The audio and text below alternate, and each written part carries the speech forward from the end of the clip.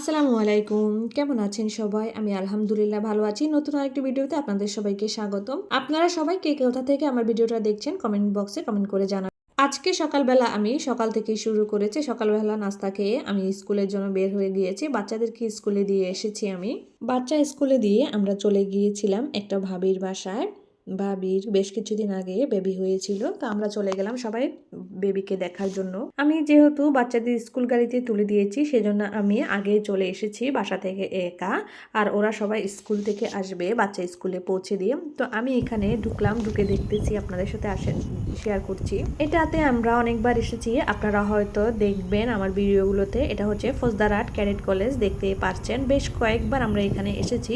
আমার ভাবি দুইটা এখানে থাকে।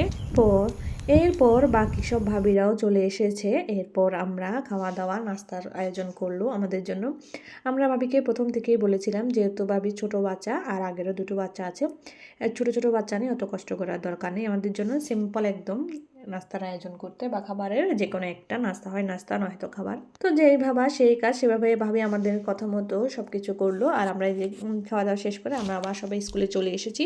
এটা হচ্ছে এর পরের দিনের ভিডিও। আমরা আমার মার বাসায়, এই যে মাংসগুলো দেখতে পাচ্ছেন, এগুলো হচ্ছে ছাদের, আমার মা ছাদে এই মুরগিগুলো লালন পালন করে, তো সেগুলো দিয়ে আমাদেরকে আজকে খাওয়ালো।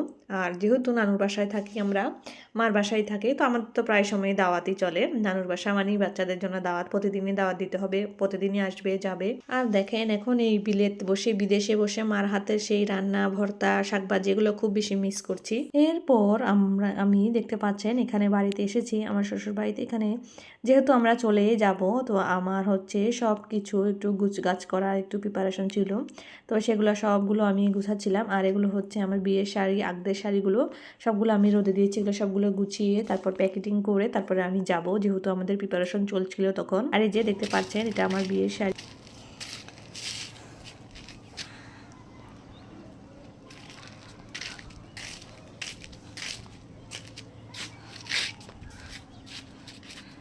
এটা বিয়ের শাড়ি।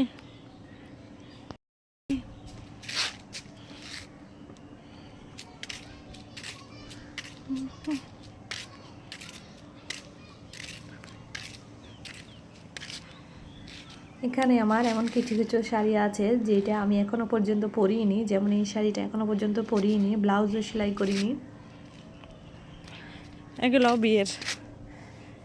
বিয়েতে দিছে, এই যে এতগুলা ব্লাউজ, এটাও বিয়েতে দিছে, সিঙ্গাপুর থেকে আনছে এটা। আর হচ্ছে যে এটা